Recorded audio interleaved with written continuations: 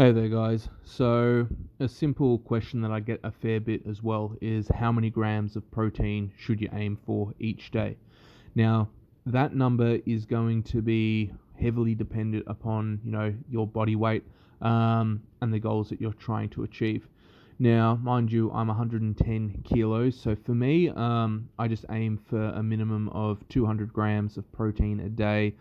I don't really try and, count much past the 200 mark, and a low day would be around, say, 150 grams.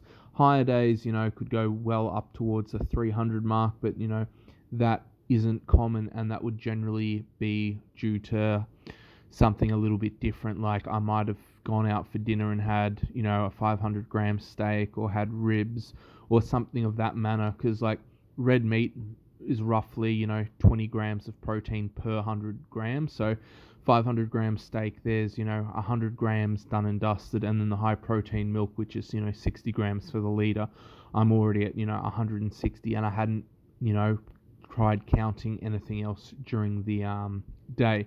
So yeah, look, 200 grams for me at my weight, I find works well. A general rule of thumb for like bodybuilding and the rest of it is 1 gram of protein per pound of body weight. So, if you're in Australia like me, 100 kilos is 220 pounds, so 220 grams. I go a little bit less. I just find, it just works better for me that way. And it also comes down to how you train as well. Like, I'm doing a lot more powerlifting, strongman sort of stuff. My reps aren't as high.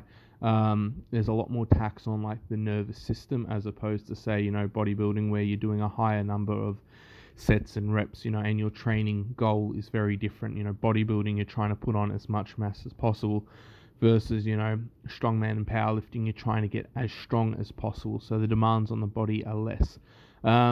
People, going for things of a more athletic nature, like, field sports, some contact sports and the rest of it, if you're not, breaking down as much muscle tissue, then, you're going to aim to have more carbs in your diet for energy as opposed to protein to build lean muscle mass.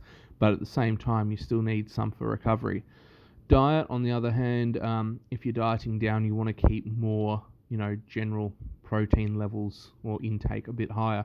And that's just to help preserve muscle tissue breakdown while you're in a catabolic state.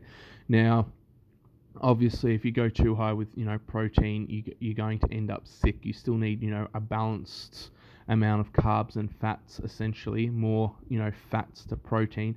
Carbs, a lot of people have gone keto and had a, great response to it, and it's worked really well, but it comes down to the individual. But, keto or keto, however you want to say it, diets, there's a lot more fat in it compared to protein, so you need to keep that in mind. And at the same time, I haven't really played around with that style of diet, so, I'm not going to go and give advice on something that I haven't done myself.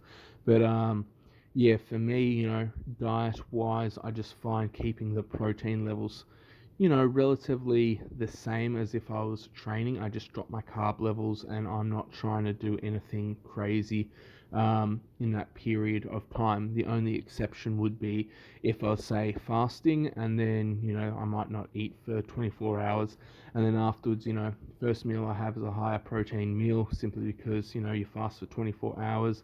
After the 12-hour mark, naturally your growth hormone levels start to increase. So basically, the first meal that you have is going to, in theory, replace any lost muscle tissue that you would have had.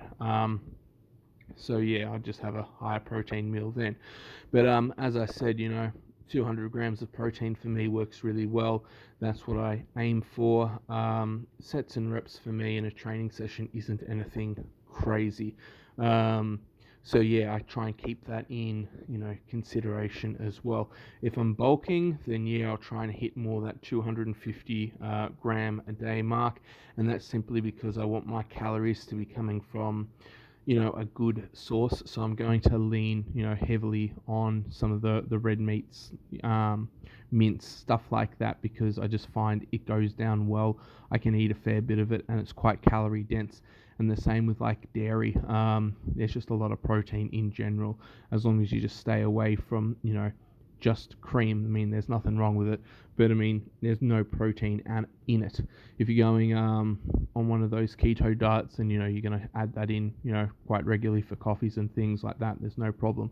But yeah, dairy, a lot of your hard cheeses tend to be quite high in protein. For me, as I said, the high protein milk, 60 grams to the liter. I might have 2 liters a day, so I've already done 120 grams of protein, and I really didn't even try. What else? Protein powder. Yeah, look, it works simply because it's a food source, but I'm not a big one for having protein shakes and the rest of it. I really just try and stick to quality food. I just find it, works better. And a lot of the time, if I do have a protein shake and the rest of it, I need to have a fair bit of water. It just makes me thirsty in general. But yeah, look, that's my take on it. Have a Google, look up basically what your what your body burns in calories. That's going to give you a good starting mark. But yeah, 1 gram of protein per pound of body weight is also another good starting point.